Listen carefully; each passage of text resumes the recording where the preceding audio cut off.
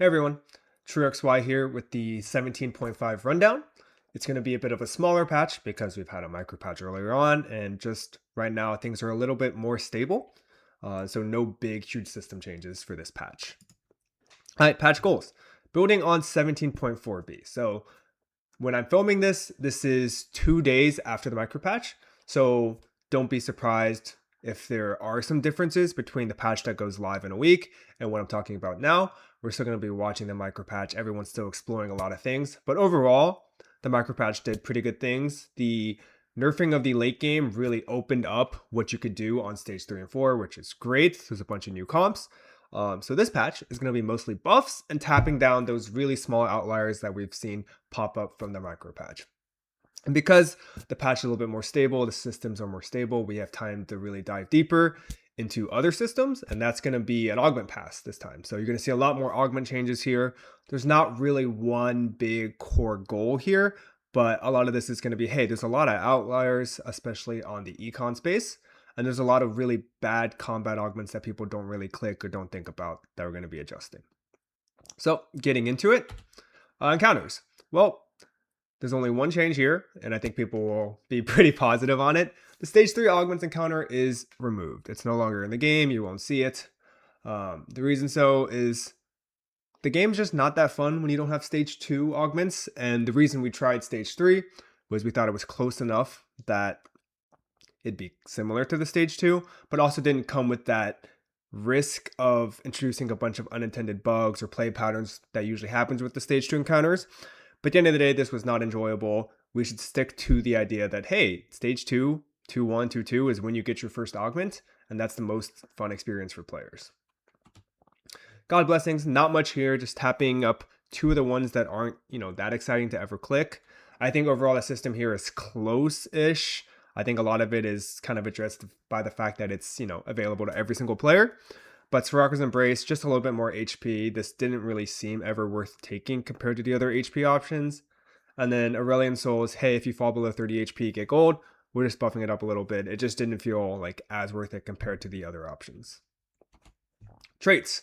Anima Squad's got quite a few changes here.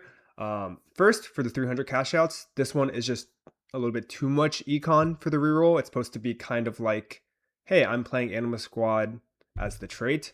But we've seen a lot of people tempo it using the extra resources to go play 3-cost reroll with none of these units, which isn't really the intent. 400 Anima Tech, this isn't really meant to be a huge buff, more of a quality of life thing, which is, hey, like these are where you get the powerful items, but sometimes you just get the wrong one and that feels really bad. We've added a Reforger to almost all the cash outs. The only cash out that doesn't get a Reforger is the Jinx cash out. That's because you can only show 5 items in the armory, and that Jinx cash out has 5 items in the armory. I don't think it's a big deal because that Jinx cash out kind of gives you everything you want, right? You get a Rage Blade, you get a Jinx, you get the correct item. And the 500 Anima Tech, this is going back to what I just mentioned, which is that you can only have 5 items displayed. And so a lot of times you would see this cash out and you wouldn't know what you were getting because it would just show like 1 or 2 duplicators, which looks really bad. We're just adjusting it. It's overall a buff because it's more generic, but 500 Anima, you're going to get a 2-star Fiora, 2-star Aurora, 3-star Briar. That one's still going to be really powerful. Moving on to the Anima Squad items. This is kind of buffing up the ones that were kind of traps, I guess. When you got them, you would feel bad. And also buffing up the reroll part of the items. So for the tier 1 items, the one that go on specific champions, people kind of just use those as generic items, but never thought about really pursuing, hey, if this goes on this champion, it's really, really good. So for Guiding Hex, that's Aurora's item. This is only for Aurora. If you put it on her, she gets AP. That goes up a little bit. Same thing for Rocket Barrage. I think this is actually one of the weaker ones, so it gets a general 80 boost as well as the Jinx bonus. And then Savage Slicer, this is Briar's item. I've never seen this item on Briar, so we're buffing that up quite a bit. And then basically the AP tier 2 items were just underwhelming. So Annihilator is getting quite a big buff to its consistency. Searing Shortbow is getting a small buff as well. And then Uru Blaster is the one like 80 item that's not really holding up to par, getting a small stat buff. Overall, these are not huge shifts, but I think for the tier 1 items, they open up new possibilities. And this last one, the Evolved Ember Shot, that's a tier 3 item. This buff is just so it matches the tier 2 item, Searing Shortbow, so they have the same AP. This item is auto win, and it's meant to be auto win, and it still will be. All right, Arbiter.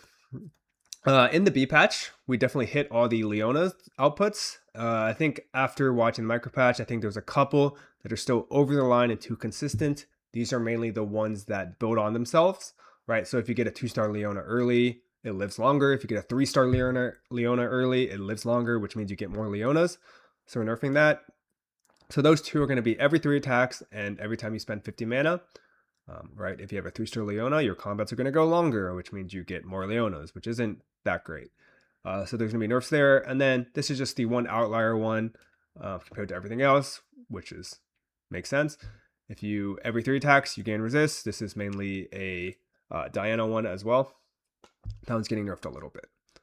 Meeple, this is an adjustment, first part of quite a few adjustments for Meeple. The goal here is that we kind of want to diversify the play pattern for Meeple a little bit, because right now it's 5 Meeple, the same units on the board every single time. No one really thinks about 7 too much. And so this is going to be nerfing some of the innate bonuses from the Meeple trait and buffing up the units themselves, which we'll see later on with the champ changes. Space Groove, we took a big swing in the micro patch because that was one of our big bets for diversity here.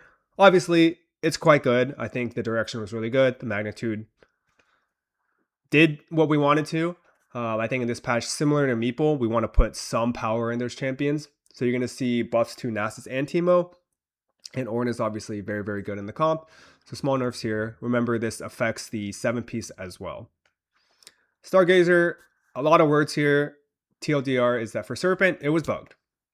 The poison was doing 2x as much damage as was meant to be doing, but also it was doing the damage calculation in the wrong order. So after you dealt damage, the resist would mitigate that damage and it would calculate based off that damage, which means that against units with a lot of resist, you would get mitigated twice. Now, all that said, I think Serpent's in an okay spot right now, so this is not meant to be a buff or a nerf. We're just fixing the bugs and adjusting the numbers to match. Overall, kind of what this means in a vacuum is that on things like not Xayah, Serpent's actually kind of better on them. But for Xayah, it's about the same. All right, moving on to champions. Right now, there's a few 1 costs that on stage 2 just are not worth upgrading or itemizing ever. These are the core 4. I think there's also some cool play patterns here that open up. Caitlyn, her headshot damage is going up. But we haven't really seen her be an item holder or an item carry like since the first couple patches. Nasus has always been in the shadow of Leona. So he's on the board. So he has like good stats, but he doesn't actually do anything like worth itemizing him. Similarly, Teemo, after the reroll patch, has kind of fallen off, giving him some damage back. So you have Nasus and Teemo buffs. So that's kind of why there's a small Space Groove nerf here. And then Veigar. He is one of those champs where I'll say is like, okay, there are games you can play Veigar 3 and you'll do okay, but those games are like 1 in 10. And I think he's in a unique spot where like, hey, he, with a small buff, can be a real viable option you can look toward and play. And I think it's another really cool pattern for Meeple, right? So we've seen Gnar kind of like grow in popularity after his buffs. You could play Veigar, you could play Gnar, or you could play normal Meeple. And I think that's a really cool setup for that vertical. All right, 2 costs. This is kind of after the micro patch, we did see a lot more 2-cost play, which was fantastic. There were a few that I really wish got into the meta. Akali, this is going to be a 3rd patch now. I think this final shove makes her like pretty consistent, especially on stage 2. We don't want to make stage 2 all about like, hey, hit your 2 costs and then stomp the game. But I think this is a safe bet. Belveth, I think Primordian was still like too reliant on that early rogue power spike and the decon. I think putting the power into Belveth opens up a lot more options for not just Primordian, but a lot of melee comps in general. And then Gwen. So Gwen last patch, I think the buff was pretty ambitious. She was already very, very, very strong at stage 2 and stage 3. But we really wanted to get people exploring her comps and what she could do. Turns out what she can do, obviously, is one-shot your backline with Pyke. And I think that's kind of her path to success. But I think she's just too dominant on stage 3 and stage 2. So we're slowing her down, right? She's always had a really, really high base attack speed for various reasons. But we don't want to kill that comp, especially on late stage 3, early stage 4, where she already struggles. So we're nerfing her and then buffing her up at the 3-star. That's going to be her AoE damage. So when you get her on stage 4 and stage 5, she doesn't have to go one by one, kill everything on the board slowly. She can slowly like chip down the front line. And the Morid is probably the weakest of the 2 cost tanks. He's just getting initial shield AP buff, which means, hey, he's more durable and less reliant on like not getting bursted down to stay alive. All right, 3 costs. Fizz is maybe the one rogue I think that doesn't see a lot of success after stage 3.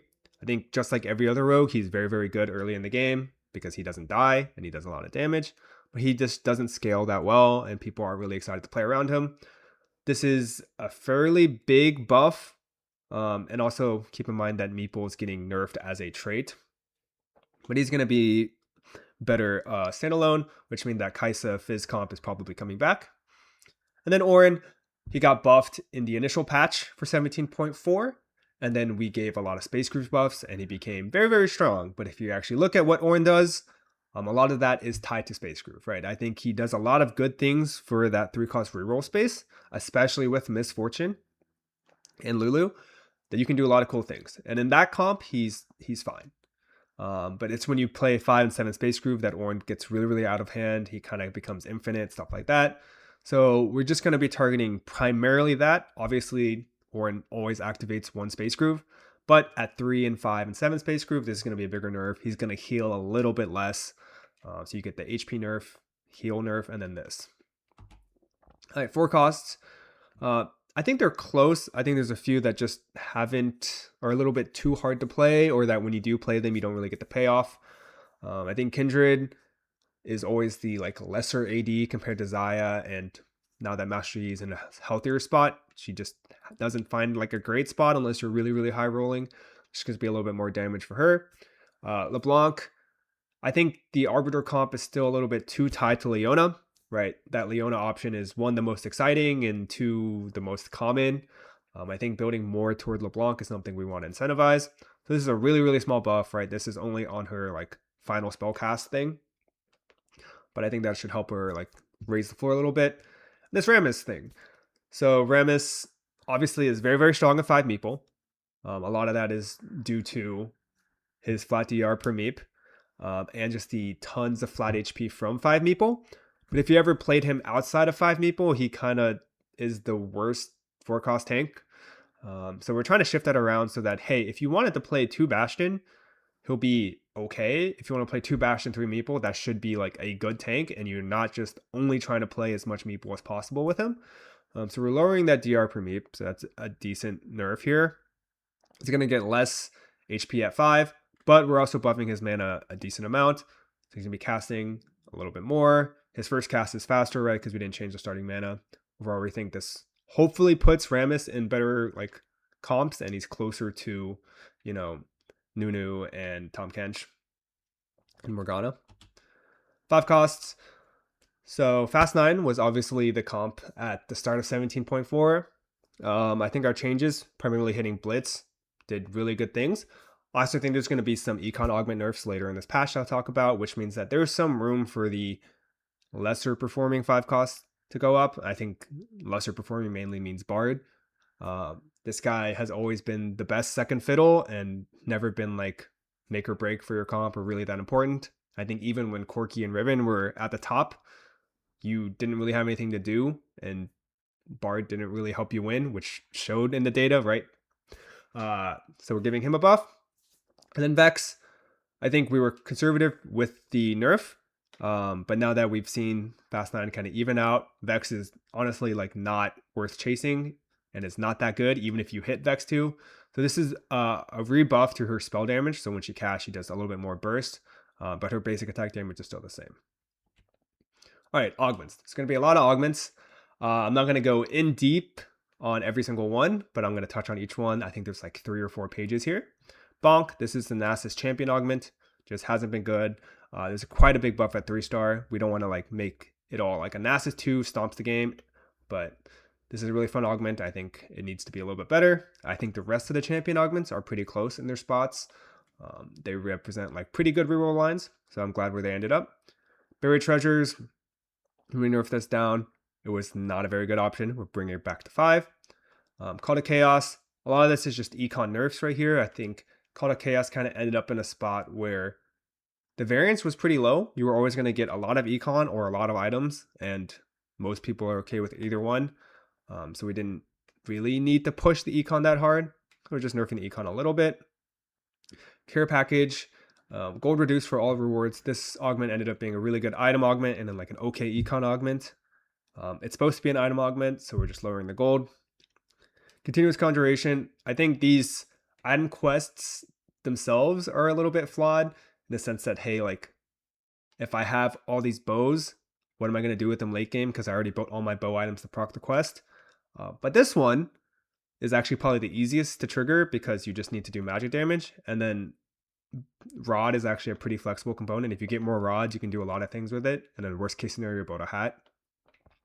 And in the current environment, it's just really, really good, even above the other ones like the sword one.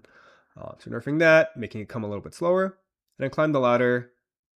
Verticals are just not that easy to build this set, and so we're buffing it up again. This is only the 80 AP. The resists are going to stay the same. Crimea River, I think mana regen is just weaker in this set. There's just not as many available lines, so this can be a little bit stronger. Buffing it up. Early learnings, now that one cost reroll kind of like isn't as dominant as it was before, this can come back up. Forge a Friend, this is the 3-star one cost on 4-2. Buffing it up. It's kind of just understated, honestly. Healing Orbs, this has just been weak the entire set, getting a buff. Heart of the Swarm, I think there's a lot of learnings here about having a prismatic quest augment. You're giving up a lot of power, and if we give you a lot of initial power, then it kind of defeats the point of the quest. And then if we were to do that, why don't we just bake it into the actual trait? But at the end of the day, this is closer than I think people imagine of where it should be, where, hey, you kind of hit it a fair number of games, and when you do hit it, you do decently well. But again, you're just too far behind from taking this 2-1 Prismatic. We're buffing up the power by giving you a 2-star Briar. So you're going to have a 2-star Briar and a 2-star Rek'Sai. So you're not going to like instantly bid dead on stage 2. Magic Roll, similar to Call to Chaos, it kind of just gave a lot of econ. So instead of giving 2 3-star, 2-star 3 cost, it's going to give 1, and then we've redistributed that gold down. More augments. These are going to be level up, which is really strong. And then this is not just from the Fast 9 meta. I think it's just a little bit overstated on 2-1. Little Buddies, kind of similar to the Verticals thing with Climb the Ladder. Verticals just aren't that easy to build, and so this has been weak for the whole set. Risky Moves, an econ nerf. It didn't get nerfed with the rest of the econ augments, so it was always like one of the best. Savings Account. This is another Fast 9 augment. I think people just too consistently could just play this, hit at the exact same pace, and then go 9, so it didn't really feel like too big of a risk. Slayman Plus, just kind of overtuned on 3-2. It is interesting that this is now really, really close to the 2-1 option, but again, this is kind of a selection bias of like, you can take it when it's really good, and right now it's kind of good all the time. Sunfire Board, there's just people are really good at the game now, and burn is really common. So if we are going to give you burn from an augment, it should be good, and so it's going to last more combat now. Tiny but Deadly is just kind of fallen a little bit below the prismatic combat bar because it only gives 1 stat, so we're buffing it up. And then the final 3, Upward Mobility. Again, another Fast 9 augment that didn't get nerfed like a couple patches ago, especially with Anima in the game. I think this one got really powerful, so we're nerfing the free rerolls. And then Earth, people love spatulas, but this is actually like one of the only spatula augments that like isn't viable. The stats are just kind of low, so we're buffing it up. And then Win Out is the risky 3-2 augment that never ended up getting rebuffed after set 16. There's no Baron Nashor in the game, as people have noticed. There's no insta win at level 10, so this can give a little bit more initial power. All right, we have a few item changes. Artifacts, these are just two of the highest performing artifacts. Collector kind of got a ton of AD and a ton of crit and a ton of gold, so it's just been generically too good for a while.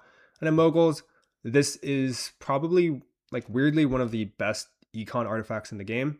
Also one of the best econ prismatics in the game. So going along with the augment changes, this is adding on top of that.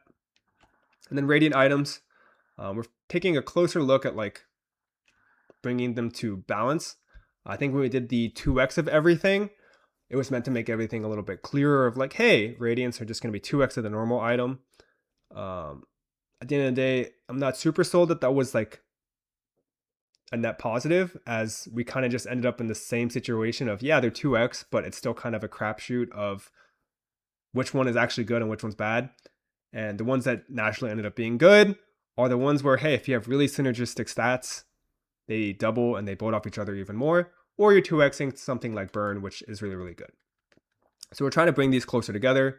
Deathblade, again, a ton of damage amp, a ton of AD, really, really good. That's going down a little bit. Protector's Vow has no synergistic stats. It's kind of all over the place, so we're buffing it up a little bit. Morello is a 2% burn item, so which is really, really powerful. We're nerfing that. The base stats, so we can keep the 2% burn. Quicksilver was just weak, giving it more AS. Rabadon's similar to Deathblade. Ton of AP, ton of damage amp is really good. Rageblade, again, no synergistic stats. It's just AS, buffing it up a little bit. And then red buff is the 2% burn item as well. So that's getting nerfed. And then finally, not a lot of bug fixes, but a couple really annoying ones. There was a bug where your components wouldn't show up on the Pengu's Blessing. That's been fixed. We fixed the bug where scouting rapidly on the Realm of the Gods would mean you just didn't have like the UX for a little bit. That's been fixed as well. And then a couple of bugs with the Apex Primordian and the Meep Lords that they get spawned on the wrong side of the board. And hopefully, that makes the patch feel a little bit better and a little bit less annoying on the Realm of the Gods. But overall, that's the patch. Not too big, but I think some impactful buffs and adjustments there. So thanks for playing.